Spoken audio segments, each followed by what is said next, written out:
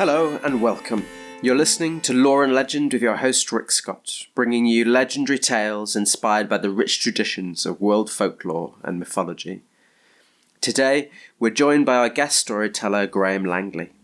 Graham is a performance storyteller and a storytelling event organiser. Based in Birmingham in the West Midlands, Graham offers his services to the whole of the country as well as abroad. With a unique flair for imagination and adventure, he brings storytelling to life through his work with schools, libraries and museums. Performing in clubs and festivals, he brings his homegrown Birmingham style to each event. As well as performing and organising storytelling performances, Graham takes pride in training storytellers, offering advice and guidance to those who look to give stories to others. Together with Pam Bishop, Graham has also run the traditional arts team for 20 years since the year 2000. The trad arts team exists to promote top-quality traditional folk music and storytelling to venues across the Midlands, and to share their passion about traditional music, songs, dances and stories. They've done this by facilitating a wide range of events and workshops for their audiences, as well as bringing in guest musicians and storytellers from the UK folk scene. In the past, they played a key role in organising and running Birmingham's Martineau Storytelling Festival, the Young Storyteller of the Year competition, and the Slaying the Dragon Festival.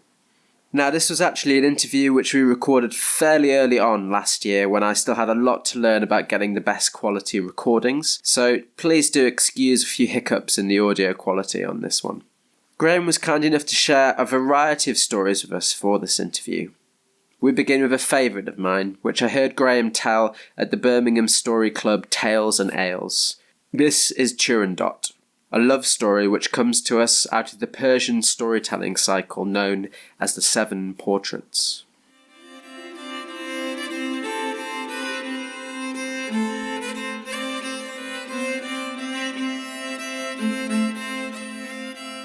I've done this for ages.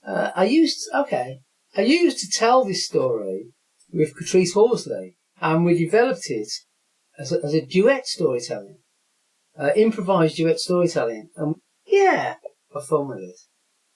I have told it on my own since then, but I haven't told this for a long, long time. There was once this girl, and this girl was beautiful. She was tall, she was elegant, lovely looking face, hair, dark black hair that hung down her back, lovely figure.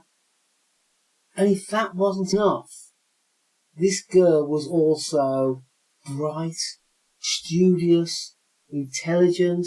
She loved literature, she loved science, and she loved exploring all sorts of ideas, including the black arts. And if that wasn't enough, she was also a fabulous artist, could paint beautifully. And if that wasn't enough, she was the daughter of a king. She was a princess. I mean, this girl had just everything in her life that anyone could ever possibly want. But from a father's point of view, such a beautiful, talented daughter wasn't enough. And he expected her to get married. It was part, of course, it was an expectation. He was as a king that his daughter would marry and enhance the kingdom. But frankly, she wasn't interested. She wasn't interested in blokes. You know, she loved her studying, she loved her art, she loved the activity and the construction of things, and she wasn't bothered about blokes. One morning, her father's there in the bathroom looking into the mirror, and he saw the greyness of his hair, and he saw the wrinkles in his face, and he realised that his eyes didn't have the clarity of vision that they used to have, and basically he realised he was getting old. And he had no son, so his daughter was going to be the one that would provide the heir for the family line, and she really should get married. So he spoke to her about it. He said, look, you really should get married. I need you to get married. then you can have a family and a family line up in you. He said, I know we've had this sort of discussion before, but will you think about it? And she says, yes, Father, I'll think about it.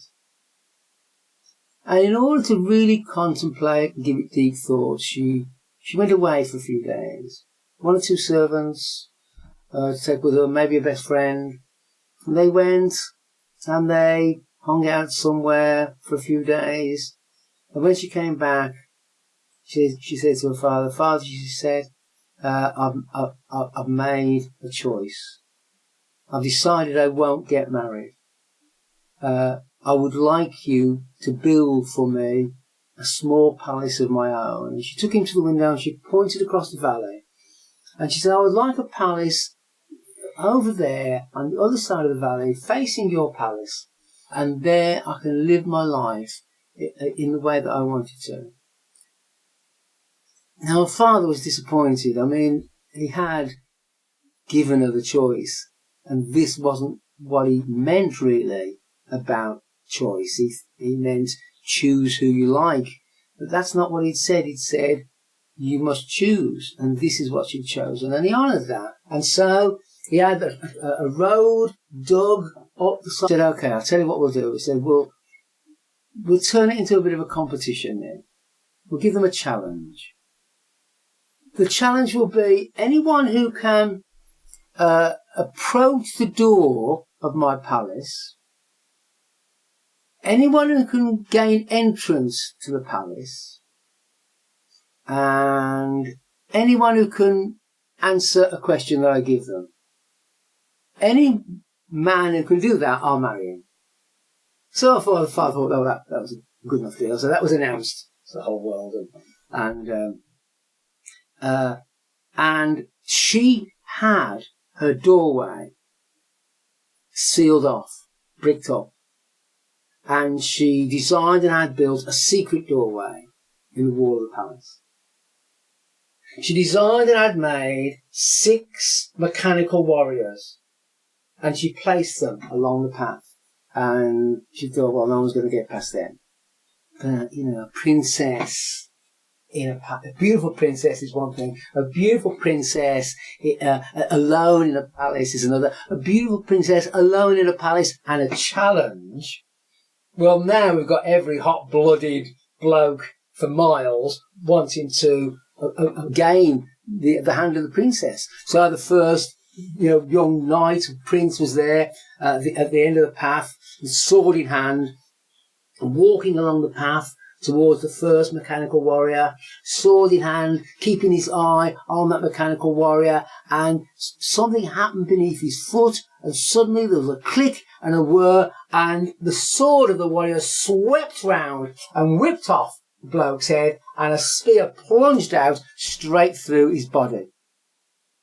Well, the girl took the head and she hung it outside the gates. And alongside it, she hung a picture of herself.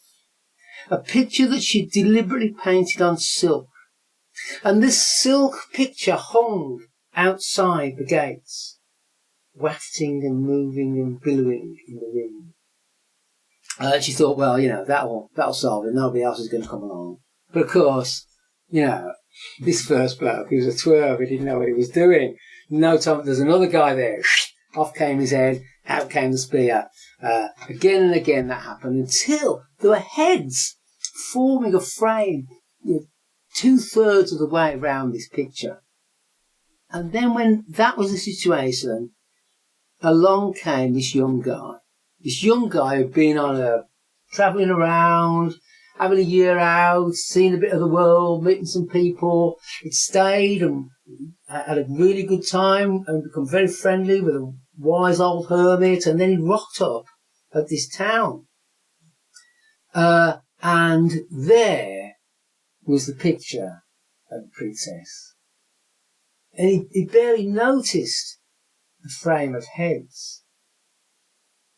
He just saw the princess. He just saw this fabulously beautiful woman And he fell on his knees, just staring and looking at her. And with every breath he was taking, falling in love with her. And he stayed there in the hot sun throughout the afternoon. And as the sun went down and the evening began to cool, he went into the town. And he asked and he inquired about the picture and the girl, and everybody told him what was going on and all about these heads and the dead men and so on. And he realised that this was going to be no easy task. And he realised that he would have to box clever if he was going to achieve anything. So he went back to visit this wise hermit to learn about the wiles of women. And he spent a whole year there. He spent a whole year learning about the wiles of women and the wisdom of men. And he could understand something about the wisdom of men, but the wiles of women he never did quite actually get. But, the 10th point when he would return back to the town and the wise man gave him a few gifts and things that he thought he might need. Off he went with his backpack back to the town. More heads had been added to this frame of heads. The young man didn't have a sword. In fact, he kicked off his shoes and he stood in the soft sand at the head of the track. And he started to walk along the track. And as he walked towards that first warrior, he wasn't looking with his eyes. He was looking with all of his senses. He was looking with his ears. He was looking with his sense of touch. And he stepped on something hard beneath the sand. And he heard a click and a whir, and round swung the sword. But he dived and twisted and turned, and the sword swung across into midair, and the spear plunged out into nothing. So he got past the first warrior. In the same way, he got past the second and third, and all the way to the door of the castle. Now, a servant had watched his progress along the path, and now she went to the princess and said, "Hey, princess, there's a guy has walked along the path and gone straight past each of the mechanical warriors." And so the princess went and looked out of the window, and she could see the young man, nice-looking young man, standing looking at the walls of the palace. And she was quite confident he wouldn't be able to find the secret entrance, so she went back to what she was doing. And no sooner had she sat down than she heard the sound of the beating of a drum. And a bit intrigued, she went and she looked, and she saw the man a little way from the walls of the palace, walking slowly, beating away at this drum. And she was a bit intrigued by this, and she followed his course around the palace, moving from one window to another. And at one point, as he was just going around the corner, and she leaned forward quite a bit, and that movement, he just caught it in the corner of his eye, and he glanced up, and he caught her eye, and quickly she dodged back, embarrassed to have been seen. And she went and immediately went to get busy herself back with work. He carried on beating and carried on beating and carried on, and then the sound stopped. Because, again, he'd been using all of his senses. He hadn't been looking with his eyes. He'd been looking with his ears. He'd been listening to the resonant echo of the drum as it was coming back from the wall. And at some point, there was a change in that resonance. There was a change in that echo. So he knew there was something different here at this point of the wall. And when he examined the wall, he found a tiny crack. And with his little penknife, he edged it down the crack until he found some sort of catch and clicked it, and the door opened. Now he was inside the palace. Well, there was great consternation in the palace. She instructed her servants to sit him in a room to wait for her. She went and she straightened her hair and put on some nice bit of dress and wondering what question. She'd never thought of a question. But it so happened that she had a pearl quite a large and beautiful pearl that had been given to her by her grandfather, and it was there on her dressing table. And she saw the pearl, and that gave her an idea. So she took the pearl in her hand. She went down the little corridor towards the room where the young man was. She stood for a moment outside the room and just composed herself, calmed herself down, pearl in hand, and she quietly opened the door and walked into the room. And the young man stood immediately, a bit flustered and wondering what to say and what to do. And she walked across the room, and she opened up her hand, and she said, "What do you make of this?" And a little smile flickered on the young man's lips, and he took her, and he said, "I make much of this." And he turned and walked away. And she was left there, wondering what on earth was going on. Well, he went into town, and he exchanged some jewels and some money that he got, because in those days, you couldn't travel with a Barclay card, so he had to carry all his wealth in some sort of trunk. So he went to the jewellers, and he bought 2 pearls that were exactly the same weight as the pearl that she'd given him.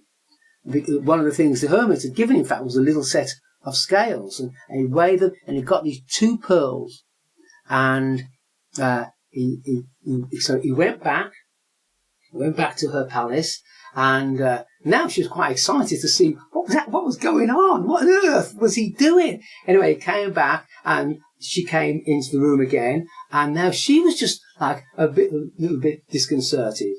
And he went up to her, and he took hold of her hand, and into her hand he put the 2 pearls. The 2 pearls that weighed exactly the same as the other pearl. And this time a little smile flickered on her lips. And she went and she got a mortar and pestle, and she put those pearls in and started to crush and grind them, grinding round and round and round until there were nothing but dust. And she took his hand and she poured the pounded dust of the pearls into his palm. And he looked at those ruined pearls, and he said, "Could I have a glass of milk?" She's the princess, she doesn't need glasses of milk, but she ordered her servants to get a glass of milk. And he got the milk, and he put the ground up pearl into the milk, and he placed it on the window ledge for a little while. And after a little while, all of the sediment settled into the base of the glass. And then he lifted the glass and said to her, "Drink the milk." And so she drank the milk, and all that was left was the sediment. And he poured the sediment onto a bit of parchment and set it there to dry. And when things all dry, put that sediment onto his little scales, and he put her original pearl onto the other side of the scales, and it balanced absolutely and perfectly. Now there was a real smile on her face, and she took her ring from her finger and she gave it to him. And he looked at the ring, her ring, that she had given to him, and he closed his hand around it and turned round and walked away. She had just given him her ring. She'd just given him the symbol of herself, and he had turned his back on her. And he went into town. He went back to the jeweller, and he had that ring and his ring fitted onto a golden chain. And he took that golden chain back to her, and he placed it around her neck, fixed the clasp. They kissed and they agreed to marry. And she'd enjoyed that game. They both had such a great game. And they both understood the meanings of everything that had gone on in that game. He knew that when she gave him that one pearl, she was saying, love lasts a lifetime. But then he gave back to her the answer that said, but our love will last 2 lifetimes, this lifetime and the life after. But then she'd taken their love and she'd broken it and crushed it and damaged it and diminished it. But he had shown to her that however much their love was damaged, it would never actually be diminished. And that's when she realised that this was a man that she could marry. And so she gave him her ring, and he had taken it and set it on a chain.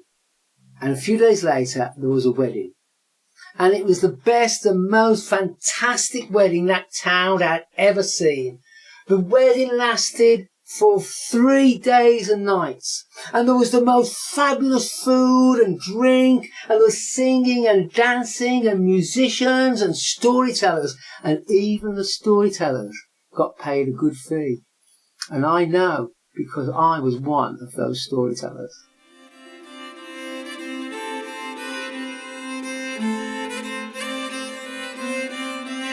During a 3-year sojourn away from the city of Sheffield, I myself worked in Birmingham. One of the first things I did was to attend one of Graham's storytelling workshops, literally the day that I first visited the city to look for a room to rent. Over the course of the next 3 years, I regularly attended Graham's storytelling gymnasium and performed together with Graham and his other students at cafe events, museums, parks, fairs and festival events across Birmingham and the Midlands. And we did that together as a group called the Storytelling Studio. As you might have expected then, Graham has had a huge influence on my own development as a storyteller, and I invited him on the show to talk about his own career, his work as a children's storyteller in hospitals, and the traditional character of the storytelling supported by the traditional arts team. As always, I started by asking Graham where his journey with storytelling first began. Well, really, it was, for me to get into storytelling, it started in about 1970, sometime between 1970 and 1972, when Catherine Briggs published her book of the Dictionary of English Folktale. And at that time, I was working with a group of people running a folk club downtown in Birmingham, the Greycock Folk Club. And Catherine Briggs came to Birmingham to do, I guess, what we would now call a bit of a book launch. But anyway, she came and she did a lecture. And along with other people from our club, we went along. And she had her books for sale, which I couldn't afford at the time, but others bought them. But then, inspired by that, we started doing stories at our folk club. So as well as doing traditional songs at the folk club, one or two of us started doing traditional stories as well. So that's how I can pretty much date my earliest storytelling to just after the publication of Catherine Briggs' book. That's cool. What kind of stories did you tell back then? Well, immediately there were two sorts of stories that I would tell. One was stories that I copied from Catherine Briggs, because in addition to listening to songs and the stories, we recorded everything, because we worked with this guy, Charles Parker, a radio producer, and his process was just to record everything. So Catherine Briggs' talk was recorded. And during the talk, she told several stories. So one of them was actually Child Rowland. Another one was Mr. Fox. And so I stole both of those straight away. The other thing that because I was interested in local Midlands songs, and broadsides, I started looking for local Midlands stories. And you don't have to go far into the Black Country before you start running across Enoch and Eli stories. There's a whole host of stories about these two characters, Enoch and Eli, in the Black Country. And sometimes they appear to be completely foolish. Sometimes they have that certain sort of innate wisdom. Sometimes they're mocking their own accent and their own voice and their own dialect. So there's lots of Enoch and Eli. So I started telling Enoch and Eli stories as well. And they're very good for a folk club because they last a minute or two. You know, they're not a 12, 15-minute story in a folk club. So the Enoch and Eli stories were a perfect vehicle for me, really. Now, the Enoch and Eli stories are a key part of Graham's storytelling sets, and he told them often at our events in Birmingham. I asked him if he'd be happy to share a few of them with you. Okay, well, in the Black Country, there's a couple of characters named Enoch and Eli. In fact, what I'm going to do to start with, I'm going to do you a little recitation. And you know, we talked about when I was in the folk club. Well, this was a recitation that somebody else in the folk club used to do. It goes like this. It's a long, long while since Fossley's tale was told. You'll laugh your own eyes out when you've heard it, like Enoch did of old. Two blokes was sanking down our street. When two fighting dogs they eyed. They stuck 'em in an empty butt to fight it quietly out inside. Now you can fight your heart's content, and each stood by to listen. As gonna have a bet, says one, they'd tell me bist or bisson. They placed their bets a while. The clattering that butt was chronic while the thrills they got from that there fight. It were better than a doctor's tonic. But then at last, all silence reigned, and each man looked at t'other. They lift the lid, an empty butt. Them dogs, they'd eaten one another. And you know, they used to, I heard, at that time I heard several Black Country recitations, but I've never been able to find them. I've never went seeking for them seriously, but there was a great one that a bloke called Steve Lines did, called The Babby's 21, and it was just great, but I've never been able to find it since. Anyway, Enoch and Eli, these two working blokes from the Black Country, worked down the mines for some time. And in fact, it was Enoch's job to look after the pick ponies. Anyway, one day, Eli came along the tunnel, and there's Enoch with his heavy pick, picking and chipping away at the roof of the tunnel. And Eli says, "What you doing, Enoch?" And Enoch says, "Oh, I've got these new pick ponies, and one of them's too big, it's too tall, and it won't go through the tunnel. So I'm picking away at the roof to make a bit of space." So Eli says, "Well, you're not a fool," he says. "Why don't you pick away at the floor and make it easier for yourself?" And Enoch says, "Well, you're the fool. It's his ears that will go through." And I'm really pleased you laugh at these jokes, because there are two responses to Enoch and Eli jokes. One is to laugh, or maybe to smile a little, and the other one is to groan. And either is perfectly acceptable. And there's another story about Enoch and Eli and horses, because they had a bet on, they had a roll up at the bookies, and they'd been successful, and they'd won quite a lot of money. Now, these two working blokes, they didn't need very much in life, and so they're wondering what to spend the money on. And they thought, well, since we won the money on the horses, why don't we buy a horse? Wouldn't that be great? Wouldn't that be great if we had a horse? So they went to Dudley Market to buy a horse, and actually with the money they'd got enough money to buy 2 horses. So they brought them back, and they got this bit of grass. It wasn't very green. It was in between the tar distillery and the steel works and the cut. Nevertheless, they tethered up their horses on this grass, on this rather grey-looking grass. And then they began to say to each other, "Well, how are we going to know? How are we going to know which is your horse and which is my horse? You know, we should have some sort of markings on them." And they talked about that for a bit, then they walked along the cut towpath until they came to the pub, and they had a few drinks and discussed it with the people in the pub, who were all eager to give them their ideas about marking the hooves or, all sorts of things. Anyway, late into the night, it was decided that the thing to do would be to cut half the tail off one of the horses. Then they would be instantly recognisable. So, in the dark, they went into the field and they cut half the tail off one of the horses. Anyway, the following morning, they were hotshot and eager to get up to visit their livestock. So they went up to the field and, following after them in the night, some bright spark had come along and cut half the tail off the other horse.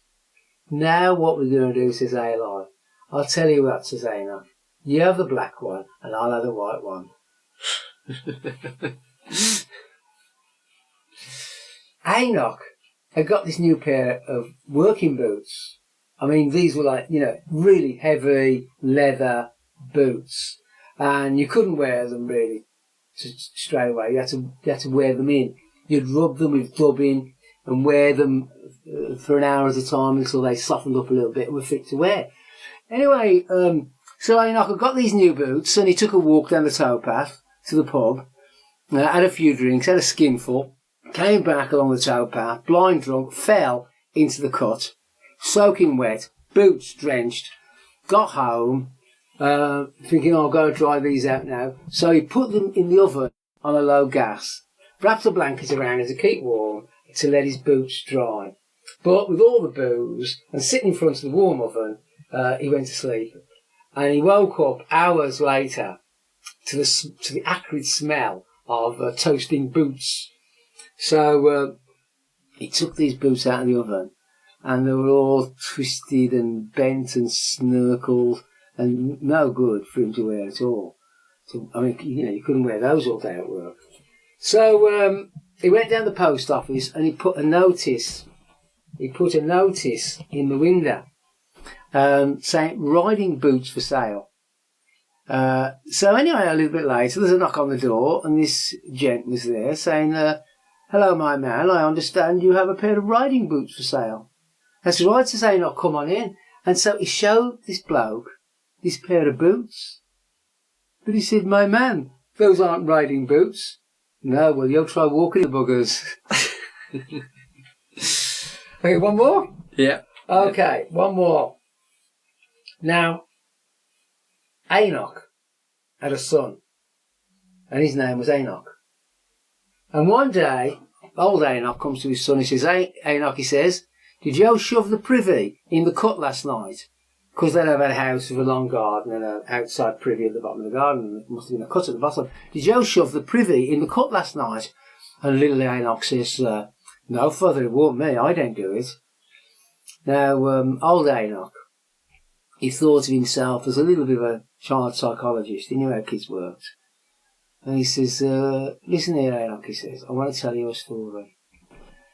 Out in America, there was this little boy named George Washington. Now, one day, his father came to him and says, 'And George,' he says, 'did you chop the cherry tree down?'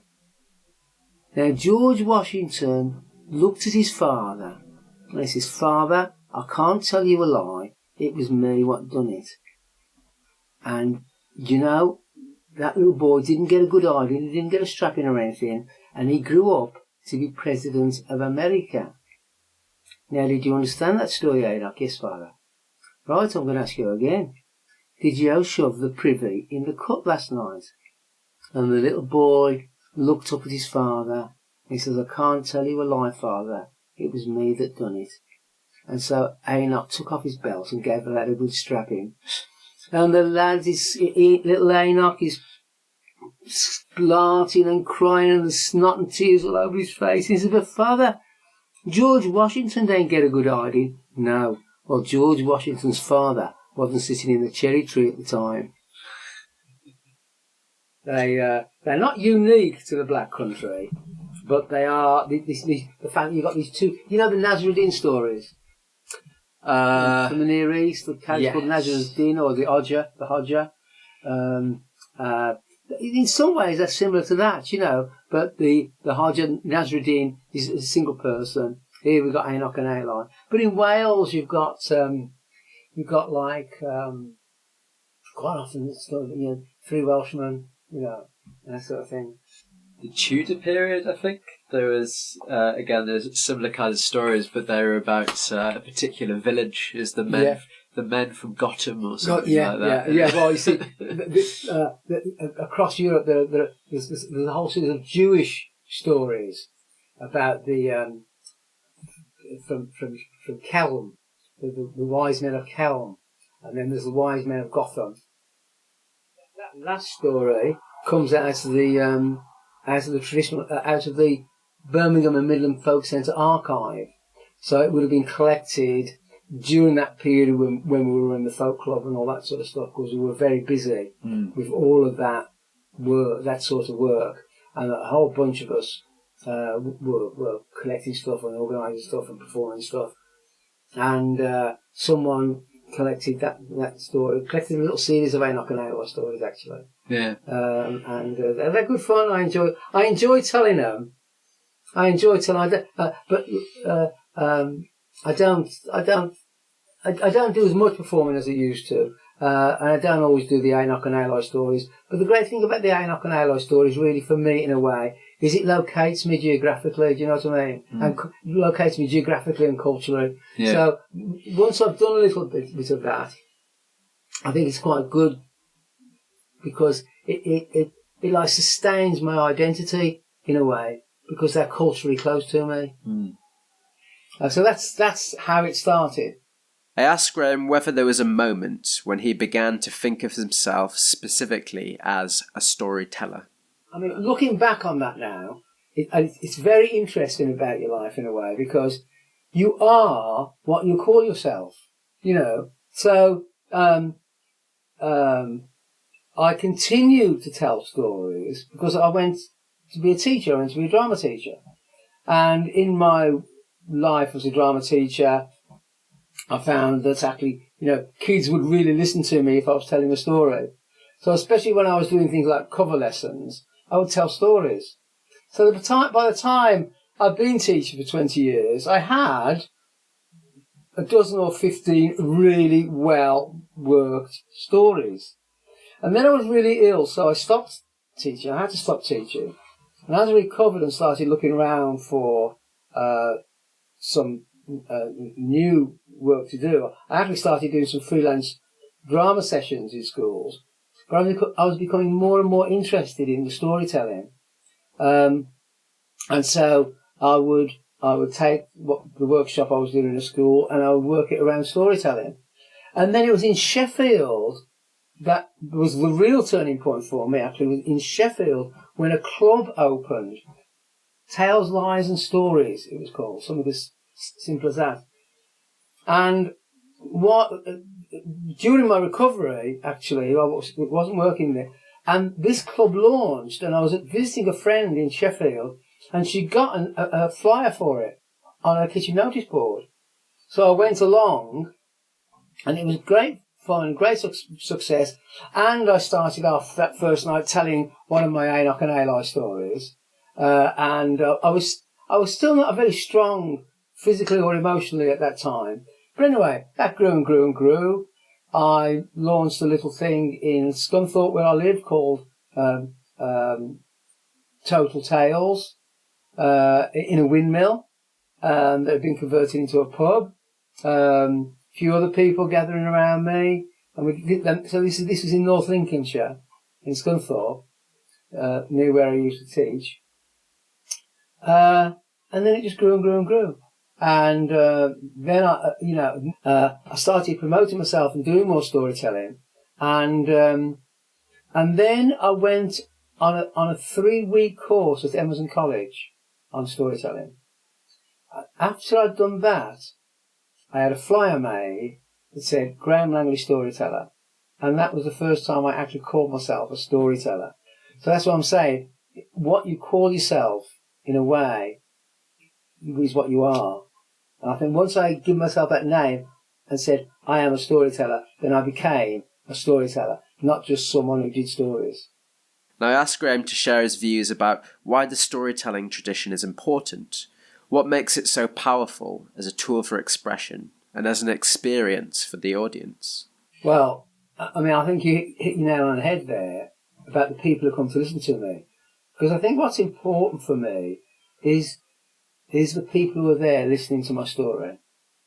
On the occasions when I've worked in a theatre space, where the platform has been overlit and the audience has been in the dark, and I haven't had an audience to actually locate with my eyes. Now they're somewhere in the darkness, do you know what I mean?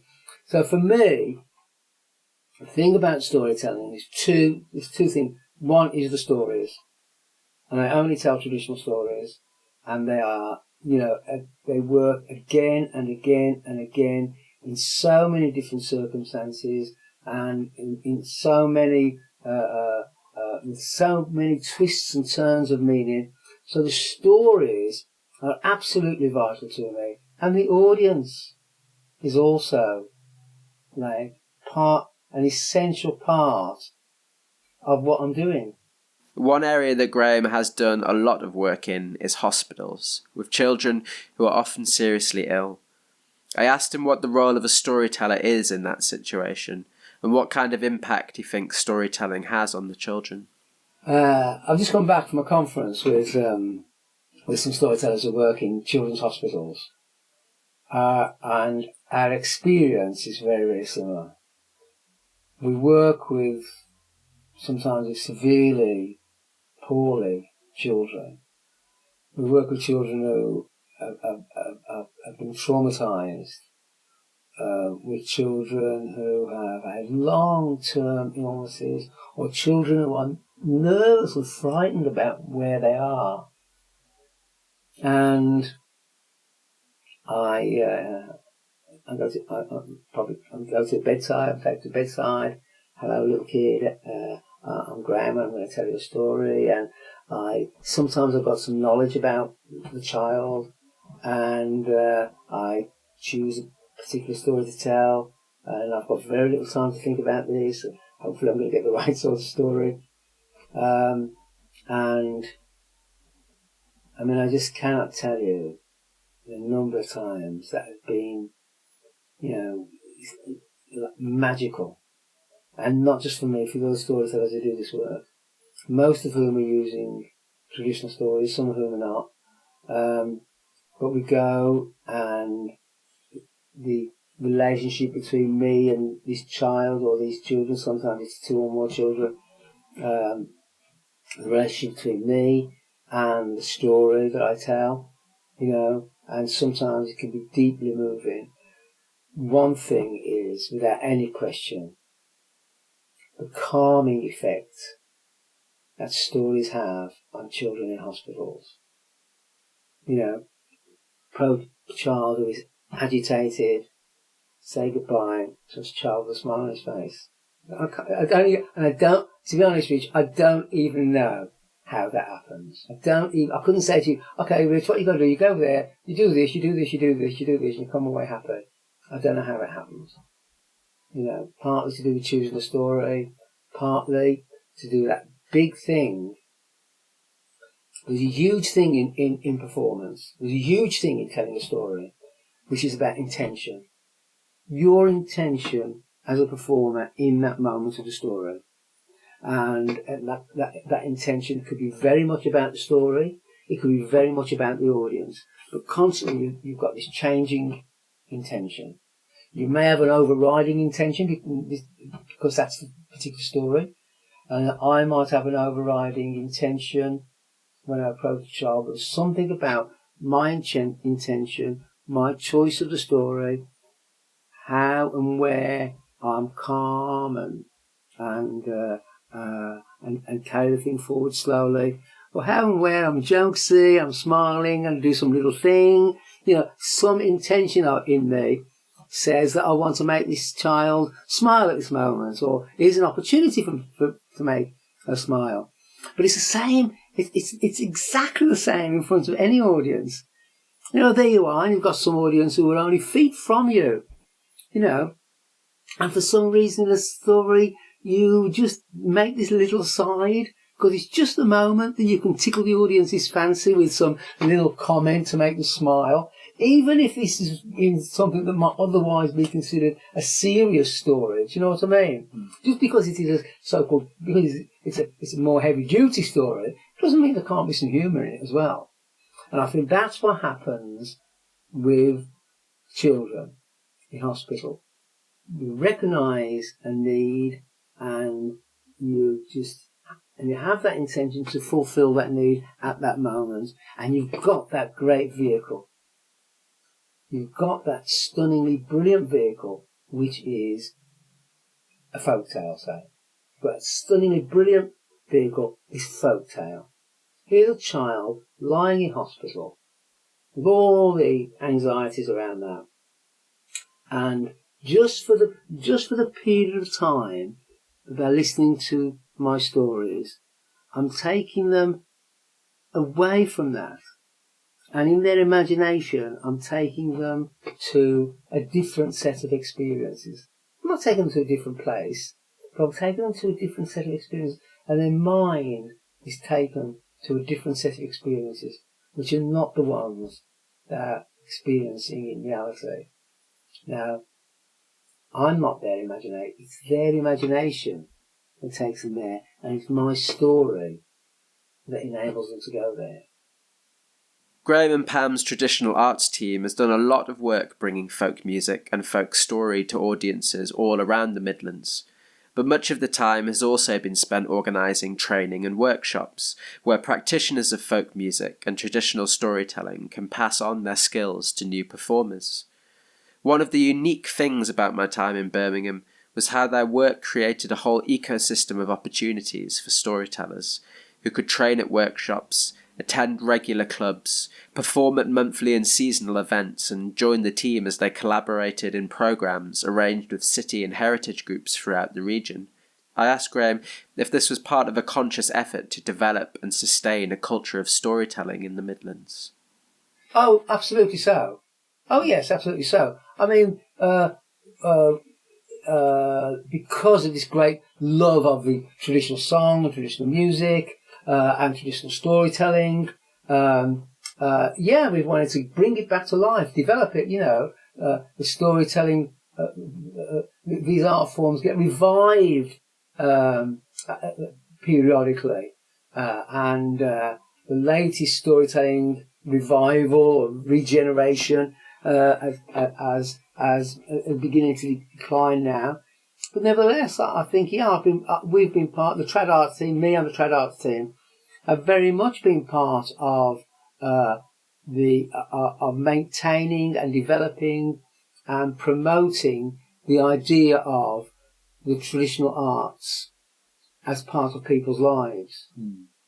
Because it's no chance that these stories have lasted thousands of years. That's not a chance. There's something in them, something compelling, something essential, humanly essential, that are in those stories, and that people recognise intuitively, without necessarily understanding what's happening, but intuitively they recognise the situation, they recognise the circumstance, they recognise the emotion, they recognise the conflict, etc. And those things are in all of us, and those are the things that are core things in the stories. No, they're just stories, they're just vehicles. And you make. I might tell a story because there's a story I heard that at a festival, at this storytelling session at a festival, and I was sitting next to a woman who told this story. And I thought, that's a great story. And I said, can I tell that story? She said, yeah. And she told me where she got it from. And I started telling it, and it had a really good impact on some people who discussed that with me. But then when I read the story from the book, and I read the commentary that the writer had included, it didn't resemble my view of the story at all. So we each take something different. I can't tell you what to find in the story. I might find something in the story, and that would then inform my delivery of the story. you may pick up what I'm expecting you to pick up, or you might go, ding, and something else happens to you, because there's another layer there in that story. I've given up a lot of my work now. It's partly to do with energy. Going into a school for a day, that's a high energy business, and it's too exhausting for me. And even the work in the hospitals now, I've given up a lot. Work in hospitals I'm doing less of now. But I do still have the training group. I'm doing very little production work, but I do still have the training group, which we call Storytelling Gymnasium. And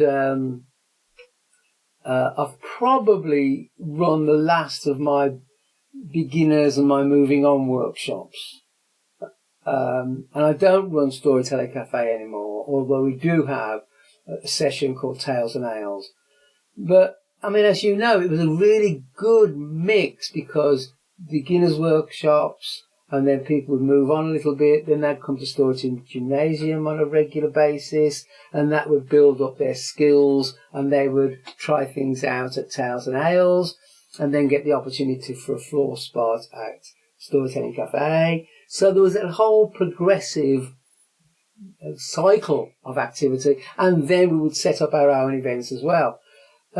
Because I've given up the cafe and given up various other things, that full package isn't there at my fingertips anymore. But nevertheless, we do still run Story Gymnasium, which you'd step back into it very, very quickly and very, very easily, because I have a process of revisiting subjects and topics, vocal work and emotional work, etc. Revisiting again and again. Each time, people picking up more, developing it more, I think the training will probably be the last thing I give up, because it's very fruitful. I mean, if you look across the Midlands now, a large number of people who are currently running events across the Midlands have been through our training process on one level or another. Not necessarily starting as beginners, but on one level or another they've been through our training process. So, Nottingham, Derby, Matlock, Stafford, Leicestershire, all over, people who've been through our training are running events across the Midlands. Even though we're not running so many events, other people are. I asked Graham what he believed was distinctive about storytelling as a traditional art and practice, and what he wanted to pass on to new storytellers. Well, I think, for me, I have to realise where my storytelling stands in the continuing process of storytelling. This is not something that started in the 1970s or the 1980s. It's not something that became popularised in the 90s. It's something that goes back hundreds, thousands of years, and all around the world, and in different places in the world. Sometimes the storyteller has been telling to an audience. I think in Britain, the experience of a storyteller telling to something that we would think of as resembling an audience today has been quite rare for quite a long time. And while it may have appeared in little patches in the past, it's never been a consistent thing. The audience has been family, friends, a social environment, in the home, in the workplace. That's where stories are being exchanged, and that's where that person who became that natural quality of being a storyteller would find his audience there, and Uncle Fred every Christmas would tell the same story within the family gathering, and that was fine because not only did Uncle Fred tell that story, little Sophie, who was listening, also learnt that story, and also learnt the manner in which the story was told. Those social circumstances for telling the stories, not only passed on the stories, but passed on quite a lot of process and relationship. So when we move that onto a platform, and now instead of telling in a social atmosphere, or I might be telling to, or telling to people that I know, I'm almost certainly being telling to story people that I don't know. So here's this audience of people that I don't know, and here's me, the storyteller. Now, who am I? Well, I'm Graham Langley. You know, I don't need to pretend to be anybody else. I'm Graham Langley, and so I tell my stories as authentically as I can to who I am. There was a period of time when I became like a professional brummie. Right. You know, so I overdid the Birmingham accent and all that sort of thing, you know what I mean? So that was, I went through that, and I think that was when I was trying to find my feet, find my voice, find my confidence. But most of what I do in the telling of my story is coming through me. It's not an imitation of someone else. This is my behaviour, it's my voice, it's my emphasis, and it's my relationship with this group of people who are in front of me, whether they're children or adults or a mixed family group. So I don't need to, there doesn't need to be any pretense about who or what I am. And there doesn't need to be any pretense about the feelings in the story, because the feelings are coming directly from me. And I think that creates an authentic voice. I'm no longer a professional brummie, but I do carry, I know that I carry a lot of emotion within me. I mean, I was a drama teacher. I studied drama. I was a drama teacher. I did lots of work of that sort. I know about Stanislavski. I know about Brecht. I know about Laban. So there's lots of technique that I know of from other art forms. You know, I've been a folk singer. I've worked with this relationship with a small audience, and I bring those things into my performance as a storyteller, and I bring those things into my relationship with an audience. And if I tried to introduce any sort of falsehood into that, then for me the whole thing would break down. Go back to what I said a little earlier about the audience being so important and the stories being so important. If you've got faith in the story, then you don't need necessarily, I don't need to be an actor, for instance. You know, I don't need to adopt a character for a few moments. I might, in my physicality, give a little bit of an impression of age or boldness or anger, you know, just in my physical position. But once I've signalled that up, I don't then need to stay in character. You know, I flag it up because it's coming through me. The desire to communicate. The desire to communicate, I think, has got to be really, really important. So that desire to communicate the moment in the story, but I don't need to let it linger. Do you see that sometimes? Do you see storytellers trying to be actors, or when there's more stage about it than there is kind of a circle of friends? As I said earlier, the stories themselves are very powerful. And the traditional stories, and the myths and the legends and the folk tales, are very powerful. And so people in other art forms, ballet, theatre, children's theatre, poetry, they look at this traditional folk art form and realise how powerful it is and take it into their own art form. Now, it's only fairly recently that people have begun to realise just how much of an art form storytelling is.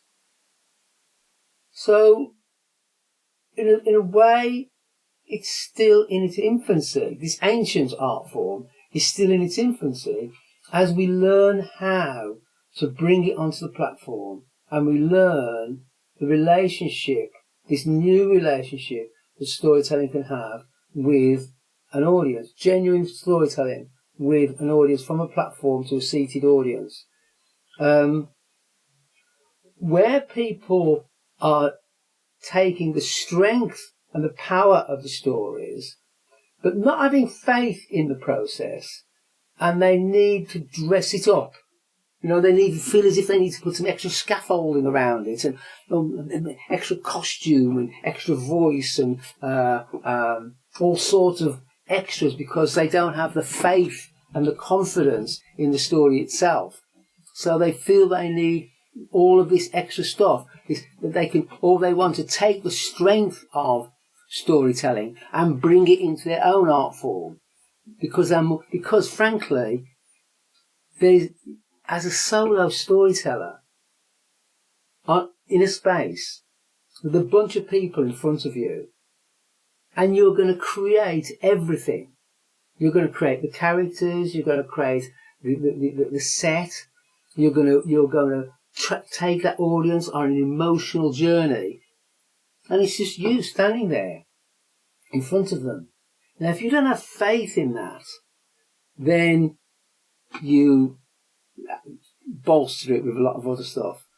And I'm not saying that is necessarily a bad thing, but equally I would suggest it's not necessarily a good thing if what you're doing is to try to develop the art form of storytelling, because what you're doing actually is avoiding the art of storytelling.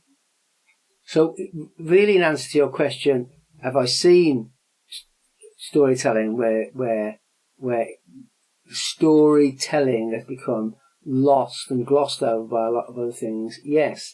And I've done a lot of production work. You know, I used to do over 100 events a year over a period of years, producing, not necessarily performing in all of them, performing in some of them, and quite often comparing some of them, or quite often telling stories. I think it benefited me a lot to be telling 2 or 3 stories in a night where there was another guest performer. More and more I see people having less faith in their personal capacity as a storyteller, or rather than entering into that uncomfortable zone where you bare yourself in front of an audience as you enter into some deep emotional moment that is not just a deep emotional moment within the story, it's a deep emotional moment within you as a performer. And I think in order to avoid that, more and more there's all singing, all dancing shows. People don't have the faith in the stories, so they mix it up with all sorts of other story work, you know, true stories, written stories, self-composed stories. And so the platform is becoming confused, and the whole world of storytelling is becoming muddied. So I think at the bottom of that, as I say, is these people who just don't have faith in the stories and are actually afraid to expose themselves to what's really going on. For a team dedicated to communicating traditional arts, I asked Graham about what he thought defined traditional storytelling against the other forms and brands of storytelling that are out there at the moment. I think it's a great pity in some ways that the movement of the 70s, 80s, 90s, when storytelling, the term storytelling was coined, and people started referring to themselves as storytelling. Prior to that, at the Grey Cock Folk Club, when me and several other people told, so there was one person there, she wasn't a singer, but she did start telling stories. But no one ever referred to her as a storyteller. It was just someone who told stories. Then the term was coined, and it became understood amongst people who were exploring the art of storytelling, recognising that it was a separate art, and finding a new audience for it. And that happened, and that, we were achieving quite successful audiences and quite successful events. And other people looked at that and thought, yeah, I wouldn't mind a slice of that. And so that's when they started referring to what they did as storytelling. So that's someone who was a writer, who wasn't published, but would like an audience, could start calling themselves a storyteller. And so quite quickly, after it became established, it also became usurped and lost its definition. And I don't think, it's unlikely that we can get back to it now. Even within the storytelling world, it's become such a confused, mixed package now that the term storytelling has become vague before it became crystallised. It's sort of interesting because people, we're all self-interested. As artists, we're all self-interested, and performance artists are seeking a platform and are seeking an audience. So, people are going to do what they need to do to get an audience. And I'm not necessarily critical of those people. I'm much more critical of people who are in the storytelling world, who then, in a way, refuse to recognise that how the storytelling world is being undermined. Undermined is perhaps a too strong a word because it sounds deliberate, but that's effectively what's happening. I suppose I hope that buzzwords and trends kind of end, and that the people who are interested in the traditional art of storytelling will keep plodding on with it after that. Well, you see, if I was to try to manipulate something now, if I was to take myself back 25 years and find myself in this situation now, I think I'd start really working quite hard at placing the word traditional in front of the word storytelling. So I'd keep on referring to traditional storytelling, just to distinguish it from the other types of so-called storytelling that have emerged. That's actually pretty much what we do with this podcast. Yeah. Because storytelling is such a general word now, we refer to traditional storytelling all the time so that people know what we're actually talking about. Well, that's right, because, people don't think of where these stories come from. My dad, the other thing that happened to me, one of the inroads into stories for me was to start digging back into my past life. Oh, what was that story my dad told me? Oh, what was that story my scout leader used to tell us? What was that story I heard on the radio? And so when I needed stories, I started digging back like that. But one of the stories my dad told me, The Bishop and the Gardener, is actually a version of a much more ancient story that was written down in about the 13th century or something, King Richard and the Archbishop of Canterbury. But it was written down then. It was an old story even then. Where did my dad get it? Where did my dad get it? He was dead and gone by the time I was really interested enough to know where he got it from. But where did he get it from? His language was not book language. He didn't get it out of a book. So these stories that we hold, these traditional stories, and we've given them that label, traditional stories. These traditional stories have been through the lip, through the mind, through the ear and the mind and the lip of thousands of people for, with that story, 1,000 years. With some stories, more than 1,000 years.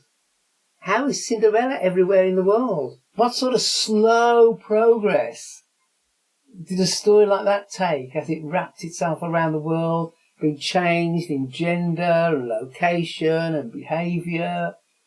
No, it's fascinating. It's just completely fascinating. So we've heard a number of stories from Graham in this episode, but this last story is the one that I always think of when I remember Graham's sets. I think of it as being the storyteller's story, one which stands in for our own mythos, a signature for our vocation. This one is called When Truth Met Story.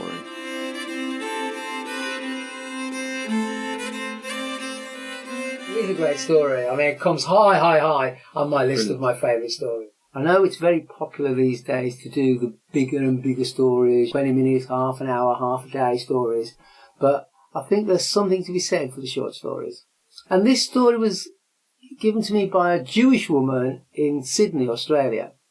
And it happens in that region, that Palestinian region, to the east of the Mediterranean, Bedouin lands. And an old woman was on a journey. She'd been travelling for days. She'd been travelling for weeks. She'd been travelling for months. She'd been travelling for years. She'd been travelling for the whole of her life. And one day she arrived at a village. And she went in through the little gateway. And she walked up to the first house and she knocked on the door. The door was opened. And the people in the house looked at her. And they shouted at her. They told her to clear off and go away and not come anywhere near them. And they slammed the door in her face. Well, she was really surprised at this because this was a land where hospitality was just a normal thing. It was a renowned thing. But she went to the next house and she knocked on the door there. And she was treated in the same way there. House after house after house she went to. And house after house after house she was turned away. Not always shouted at. Sometimes more politely, not today, thank you. And sometimes the door was just closed in her face. And people didn't even look her in the eye. Well, after a while, she went and she sat near the well in the middle of the village, just wondering about things. And while she sat sitting there, this young guy came through the gateway. Tall, elegant, handsome, long flowing hair, and a long flowing, multicoloured cape that brushed the dust as he walked across the village towards the first house, the same house she'd been to. He knocked on the door was opened up, and the people in the house looked at him. And they invited him in. They welcomed him in, and the woman could hear the sound of laughter and merriment in the house. He left that house, he went to the next house. House after house after house he went to, and house after house he was invited in. After a while she called him over, and she said, "Who are you? Every house you go to, you're welcomed in. But every house that I go to, I'm turned away. Who are you?" And the young man smiled, and he said, "I am Story, and I am welcome wherever I go. Who are you?" And she said, "I am Truth, and no one wants to know me." And the young man said, "Well, why don't you travel with me?" And he wrapped her up inside his big multicoloured cape, and together they went into the next house. And so you see, that is why, whenever you hear a story, there is always truth in there somewhere.